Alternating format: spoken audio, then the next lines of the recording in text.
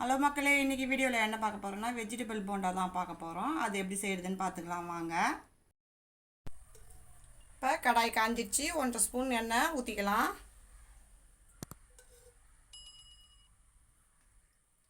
அரை ஸ்பூன் கடுகு சேர்த்துக்கலாம். கடுகு பொரிஞ்சிடுச்சு, 1/4 டீஸ்பூன் ஜீரகம் சேர்த்துக்கலாம். இஞ்சி ஒரு துண்டு சின்னதாக குட்டி குட்டியாக கட் பண்ணி வச்சுக்கிறேன், அதையும் சேர்த்துக்கலாம். பெரிய சைஸ் பச்சை மிளகா ஒன்று மெலிசாக கட் பண்ணி வச்சுக்கிறேன், அதையும் சேர்த்துக்கலாம்.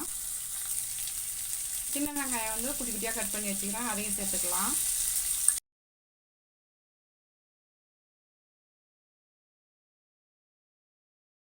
சின்ன வெங்காயம் வந்து 50 கிராம் குட்டி குட்டியாக கட் பண்ணி சேர்த்துருக்குறேன். 5 பீன்ஸ் வந்து குட்டி குட்டியாக கட் பண்ணி வச்சுருக்கிறேன், இந்த மாதிரி மெலிசாக கட் பண்ணிக்கோங்க. கேரட் ஒன்று குட்டி குட்டியாக கட் பண்ணி வச்சுருக்கிறேன். 1 கப்பு கோஸு குட்டி குட்டியாக கட் பண்ணி வச்சுக்கிறேன், எல்லாத்தையும் சேர்த்துக்கலாம். இது 3த்தையும் சேர்த்து நல்லா வதக்கிக்கலாம்.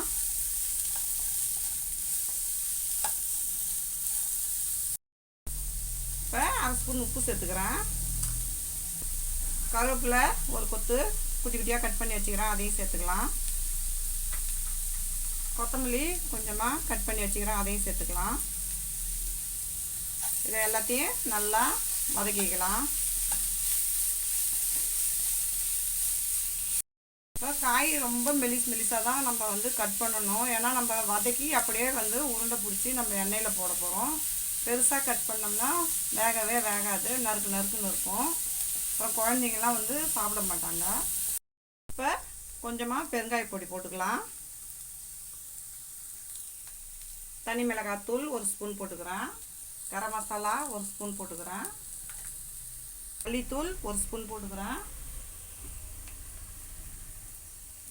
1/4 டீஸ்பூன் மஞ்சள்தூள் சேர்த்துக்கிறேன். இப்போ இது எல்லாத்தையும் சேர்த்து நல்லா மிக்ஸ் பண்ணிக்கலாம். வேக வச்ச பச்சை பட்டாணியை வந்து இதில் 1 கப்பு சேர்த்துக்கலாம். ஒரே ஒரு உருளைக்கிழங்க நல்லா மசிச்சு வச்சுக்கிறேன், அதையும் இதில் சேர்த்துக்கலாம். கட்டி இல்லாமல் நல்லா இந்த மாதிரி மசிச்சு வச்சுக்கோங்க. இது எல்லாத்தையும் சேர்த்து நம்ம மிக்ஸ் பண்ணிக்கலாம்.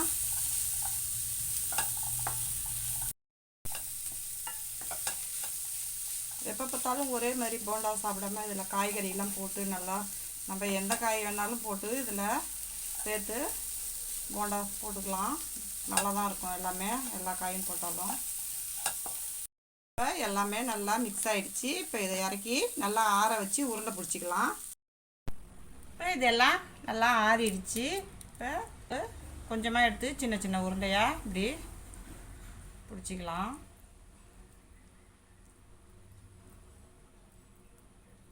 பாருங்கள், நல்லா ஆறின உடனே பிடிங்க. சூடாக நீங்கள் உருண்டை பிடிச்சிங்கன்னா நம்ம கடல மாவில் போட்டு நனைஞ்சி எடுக்கிறப்ப அப்படியே ஒரு மாதிரி விண்டு விண்டு ஆன மாதிரி ஆகிடும்.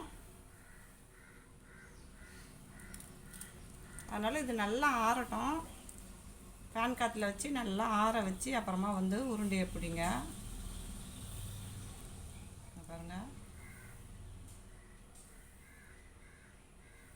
இப்போ இதேமாரி எல்லா உருண்டையும் நம்ம பிடிச்சிக்கலாம். இப்போ உருண்டையெல்லாம் பிடிச்சாச்சு. இப்போ நம்ம வந்து போண்டாவை போட்டு எடுத்துடலாம். 1 கப்பு கடலை மாவு சேர்த்துக்கலாம். பெருங்காயம் 1/4 டீஸ்பூன் சேர்த்துக்கலாம். அரிசி மாவு 1 ஸ்பூன் சேர்த்துக்கலாம். தனி மிளகாத்தூள் 1 ஸ்பூன் சேர்த்துக்கலாம். 1/4 டீஸ்பூன் மஞ்சள்தூள் சேர்த்துக்கலாம். மாவுக்கு தேவையான உப்பு 1/2 ஸ்பூன் சேர்த்துக்கலாம்.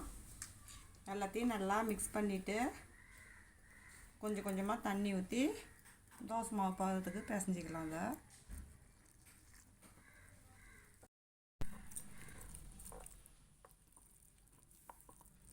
அதை இந்த பதத்துக்கு பிசைஞ்சிக்கோங்க. இப்போ நம்ம வந்து எண்ணெய் காஞ்சிடுச்சு. ஒரு உருண்டையை எடுத்து இப்படி மாவை இப்படி முக்கி அவ்வளோதான் இதில் போட்டுடலாம். அதேமாரி இன்னொன்றையும் எடுத்து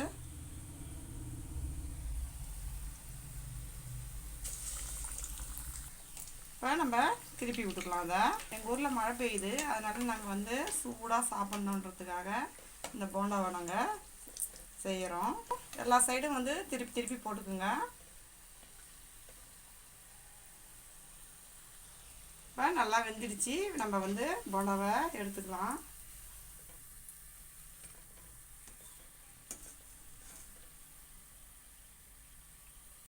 அதேமாரி மறுபடியும் போண்டா போட்டுக்கலாம்னு ஒன்று.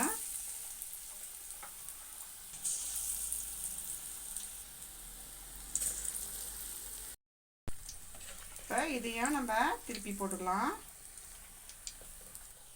இப்போ இதுவும் வெந்துடுச்சு. நம்ம இதையும் எடுத்துடலாம். பாருங்கள் எவ்வளோ சூப்பராக இருக்குதுன்னு. உங்களுடைய வெஜிடபிள் போண்டா சூப்பராக ரெடி ஆயிடுச்சு. இந்த வீடியோ பிடிச்சிருந்துன்னா லைக் பண்ணுங்கள், ஷேர் பண்ணுங்கள், கமெண்ட் பண்ணுங்கள். மறக்காமல் நம்ம சேனலை சப்ஸ்கிரைப் பண்ணிட்டு பக்கத்தில் இருக்க பெல் ஐக்கான் கிளிக் பண்ணி ஆன் கொடுத்துருங்க. தேங்க்ஸ் ஃபார் வாட்சிங்.